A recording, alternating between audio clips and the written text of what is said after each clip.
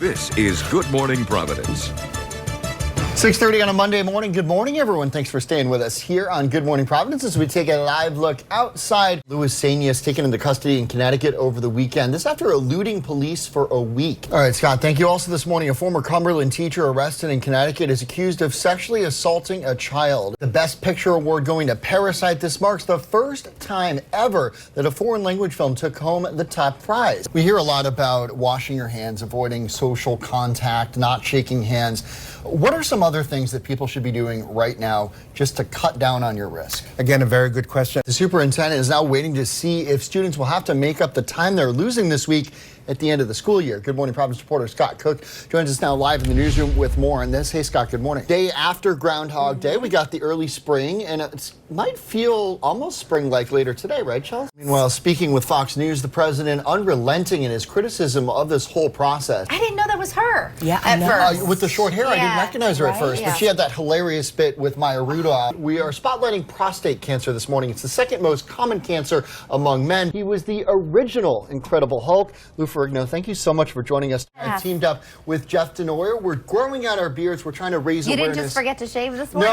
No, believe it or not. I did figure out something that I hate, though. I hate those, you know those little round onions that come in the like white sauce?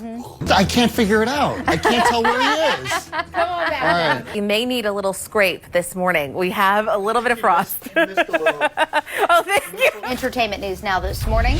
A little help here, John. Oh my God. Could we be any more excited? 1, 2, 3. Happy birthday. Oh, come on. An estimated 3,000 to 4,000 police officers from across the region came here to town, many of them by bus, to pay tribute to Officer Sean Gannon. And these workers still remain on the job. As you can see, this median isn't even really all that safe to stand on, let alone walk up and down if you're a panhandler. Both the Diocese of Providence and the Boy Scouts say they are cooperating with that state police investigation. That means thousands of people every day pass by this pro-veganism billboard. Hi, sir. Are you Daniel Brown? We knocked on Brown's door Tuesday, but were told to go away. The governor not mincing any words, calling recent test scores unacceptable. Here at Narragansett Town Beach, the conditions are pretty rough. Despite everything she's been through, the folks here at Animal Control say Bella is doing remarkably well. So it's about 7:20, low tide, but still no sign of this mystery object. What do you think needs to change as far as the stigma,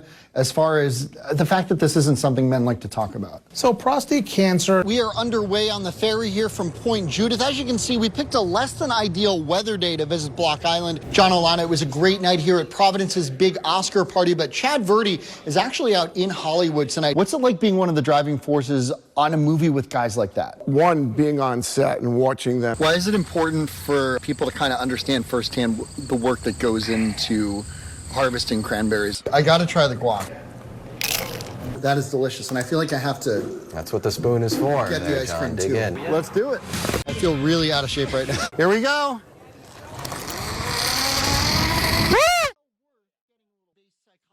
The Rhode Island House decisively passing their version of the budget, 66-7. For a few minutes, I thought we were going to be into Saturday, but we were able to get it done, so I'm very pleased. Specifics on sports betting added to the budget at the 11th hour after the state hammered out a deal with vendor IGT and Twin River Casino. Under the contract, the state would get 51% of revenue, IGT would get 32%, and Twin River would get 17%. I think it's a very good deal. It's, you know, we're in sports gaming earlier than a lot of other states, and we have a better percentage for the taxpayers than any state that's doing it right now. In addition to the expected revenue from sports betting, the budget restores human services funding, continues to phase out the car tax, and borrows $250 million to fix crumbling schools. Proposed amendments to the budget by Republicans failing, including one to get rid of the prevailing wage for workers doing those school repairs, paying them less to make the bond money go farther.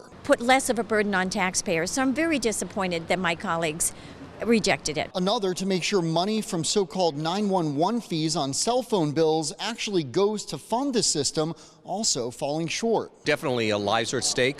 Overall, Republicans say $9.6 billion in spending is just too much. And that makes us, quite frankly, the state where the taxpayers pay the highest per capita for government. We can't keep doing this. But the Speaker says the size of the budget is appropriate and is glad to see it move on to the Senate. I always look at the specifics. The level of spending in this case is appropriate to the needs of our society. The good news here tonight, Senate leaders say they do not foresee any sort of impasse when they take up the budget early next week. Live at the State House tonight, I'm John Krinjak, ABC 6 News. Guys, good evening from Copley Square. It has been a roller coaster of weather on this Marathon Monday, from Hopkinton all the way here to the finish line on Boylston Street in Boston. We've seen heavy rain, we've seen strong winds, and we've seen some lulls in the action, some dry weather in between, but that soggy weather not dampening the spirits of those tens of thousands of runners or those hundreds of thousands of spectators gathering to cheer them on. This is the best race in the world. Runners crossing the finish line of the 123rd Boston Marathon with smiles on their faces. Conditions were better than I expected. It was my best marathon time ever, so I can't complain about that. Rain and wind taunting runners and spectators alike, but holding off for much of the race. I was hoping for that tailwind, but it was a little bit side and head at times. We didn't have much rain at all, so it was nice. Folks from our area running on behalf of all sorts of causes, some supporting cancer research at Dana-Farber, others honoring fallen heroes. So that's an organization that benefits Gold Star families from Massachusetts who've had a family member killed in the line of duty. The Rhode Island State Police team running in support of Cops for Kids. This is my 5th Boston. 5th Boston? Yeah. How about overall? Overall, 14th. Beth Blandell of Newport says the New England crowd makes all the difference. Crowd just erupts throughout the whole thing, and that's what carried us all the way. For spectators, cheering these athletes on is well worth getting a little wet. We were walking here and it was pouring. Oh yeah, it was wet. My feet are soaked, but no big deal. It's warm. Security very tight throughout the course, 6 years after the bombings here at the finish line. But fans say they're not fazed. The discipline that these runners put in and day out, how could you not come out and cheer them on? In fact, this is the first year that Marathon Monday has actually fallen on the anniversary of those attacks. Despite that, police reporting no major incidents anywhere along the marathon route.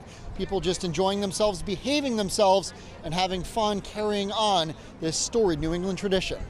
In Boston, I'm John Krinjak, ABC 6 News. Pam Testoni's first encounter with Rhode Island's mental health care system was a day program at Butler Hospital back in 2010 to deal with depression and paranoia. It was kind of a Band-Aid. That Band-Aid ripped off 2 years later. I had a severe breakdown where I tried to hurt myself. Her husband brought her to a hospital, which the then teacher says was scarier than the trauma she was already in. I was put in a room in the back, and I was crying, and I was kind of left alone, and one of the other ladies tried to get over and help me, and they told her to go away. And the nurse came in and looked at me and said, "So what's so stressful about being a 4th grade teacher?"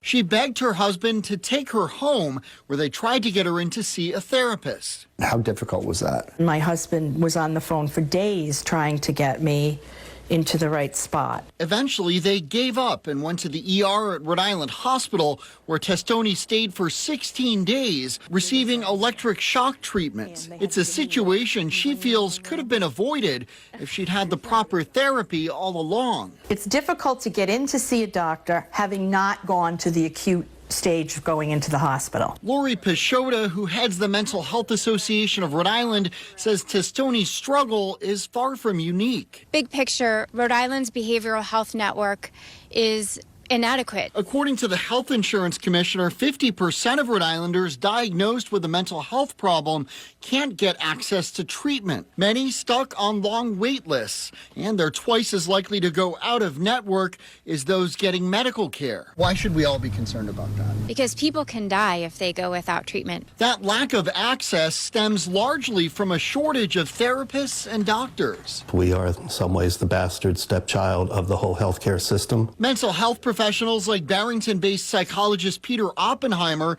are on average reimbursed 23% less by insurance companies than those on the medical side, forcing some to shut down. I've been worried for years that the cost of doing our business is exceeding what we're getting reimbursed. He struggles finding specialists to refer patients to, many bouncing in and out of the ER without the care they need. Others just give up. They're gone. It's those hardships that make Pam Testoni worry about others going through a crisis like she did. If you didn't have the support of your husband, what do you think would happen with you?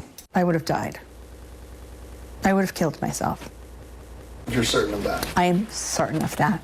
Tomorrow on Good Morning Providence, we'll have more on the role stigma plays in all of this. And tomorrow night at 11, part 2 of our investigation dives into what needs to change and how Rhode Island approaches mental health and what's changing already. In the newsroom, I'm John Krinjak, ABC 6 News.